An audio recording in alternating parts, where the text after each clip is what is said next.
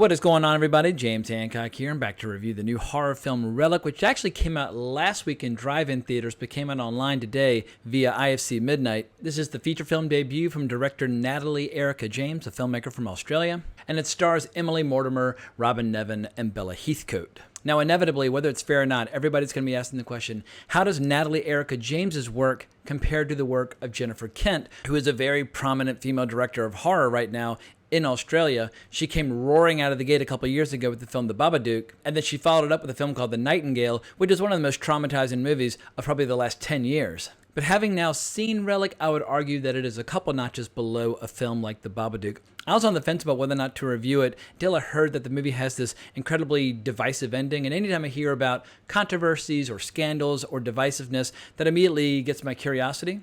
And also, the movie's a nice, tight 90-minute running time, so I figured, what else am I going to do? There's not a lot of other movies coming out right now.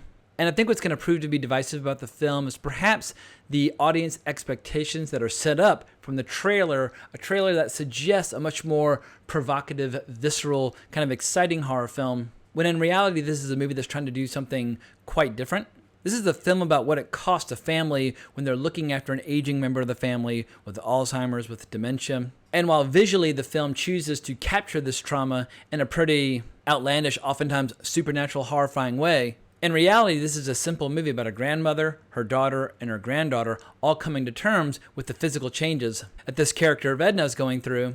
And I read an interview with the director where she described how she was haunted by that first moment of having to confront your parents' mortality, the role reversal between parent and child. When you start to grapple with and process your grandparents' mortality, then you think about your parents and what you'll go through, and then your own mortality. It's multi-level existential horror. My grandmother had Alzheimer's and it kept me up. I think it's about what's to come for my mother, for myself. It's something to live with. So now, having set the stage with that interview, I do think there is an audience for this kind of movie, a strong character-driven movie with 3 strong female characters grappling with all these complex emotions. But the crowd that I would argue that this movie is not for would be a slumber party full of crazy teenagers who are looking for something really shocking, really visceral, something that's going to really make them jump out of their seats. It wouldn't surprise me at all if a lot of teenagers walk away from this movie talking about how boring they think it is. Even if there are several moments of really subdued, kind of bone-chilling horror, there was one moment that legitimately gave me some serious heebie-jeebies, but I wouldn't necessarily describe the movie as scary, and that's a problem for a movie that's going to be perceived as a horror film. Whereas when I saw The Babadook in the theater, I remember I went down to the IFC Center here in New York on 6th Avenue, and I was so freaked out watching it, and I bit my tongue so many times, and I remember at a certain point having to just make up my mind to hold my teeth clamped shut so that I'd stop biting my tongue every time something terrifying happened. But it is kind of cruel and unfair to hold every horror debut up to the standard of The Babadook, because that was definitely a bit of an indie pop culture sensation when that movie arrived. And The Relic does have a lot of things going for it. The photography on the whole is stunningly beautiful. They absolutely knocked the visual storytelling out of the park. And I think the 3 lead actresses did a really good job. It helps that I've had a bit of a crush on Bella Heathcote ever since I saw her in Dark Shadows years ago. And I admire any filmmaker who tries to make a horror film that relies more on mood and atmosphere rather than jump scares. Jump scares are for hacks, they're cheap, they're easy, and the next time you watch a movie with a bunch of jump scares, they're not scary at all, whereas a really good horror movie will stay fascinating forever. Now, I'm not arguing that Relic is one of those horror movies that's going to stay fascinating forever, because there were times where I was frankly bored. I would be very reluctant to watch this movie again, because even though it's got this really tight economic structure, it felt really slow. This is definitely the longest 90 minutes that I've experienced in quite some time. But it was worth watching. There are a few scenes that really got to me. The character Kay, played by Emily Mortimer at one point, has this really vivid dream where she's imagining this cabin out in the woods with this old rotting person. And it's a person who's rotten, long past the point of decomposing, and yet in her dream, that rotting corpse is still alive. And the way the corpse kind of opens his eyes, that definitely gave me a bit of the electricity up the spine that I'm looking for when I watch horror movies. And there's some interesting ideas at play in the movie, like the physical revulsion a lot of the younger people will feel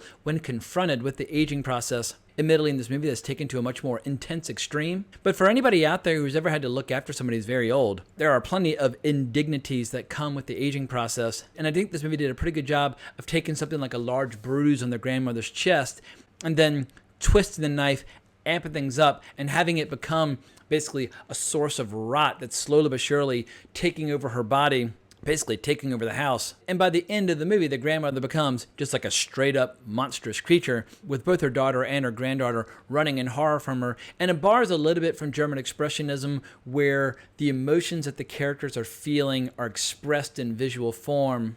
Because this is a movie about Alzheimer's, there's no monster in this movie. But the emotions that the characters are feeling express themselves with walls that are closing in, ceilings that are closing in, laws of physics that are thrown on their head. So I admire what the filmmaker was going for. But the reality is that even when the movie's at its most graphic, it wasn't necessarily that stomach churning. And admittedly, I've got a pretty high threshold for gore.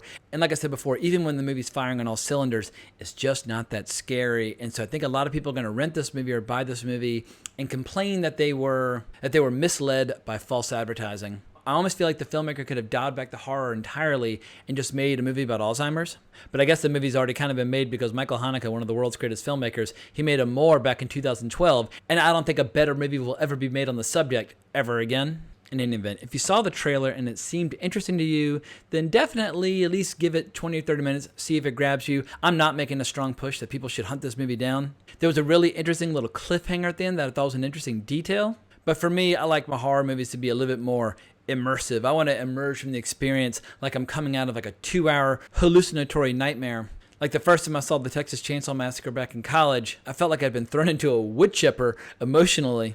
But in spite of the fact that I don't think that director Natalie Erika James deserves to be mentioned in the same breath with Jennifer Kent yet, I will probably watch whatever her next movie is. She's got my attention, but the sad reality is most filmmakers with their directorial debut are going to compare unfavorably to a movie like The Babadook, which had precisely all the same qualities I was just describing that I look for in a horror film. But I think that's all I have to say on this particular subject. I guess I should just count myself lucky that there were any new movies today to talk about at all. I wasn't quite sure which ones I should tackle first, and there are a few more that I'm still going to try and get to. But I've got a crazy long podcast that I'm recording tomorrow, so I don't know if I'll be getting to any of these other new releases that came out today on this channel. But if you're looking for more content, definitely hunt down my podcast, Wrong Reel. You can go to wrongreel.com or go to Spotify or wherever you like to listen to podcasts. But for now, I'm going to go ahead and wrap up this video. So if you enjoyed this reaction and review, please consider subscribing to the channel, hitting that notification bell. I'd really appreciate it. But I hope everyone has an amazing weekend. But more importantly, as always, onwards and upwards.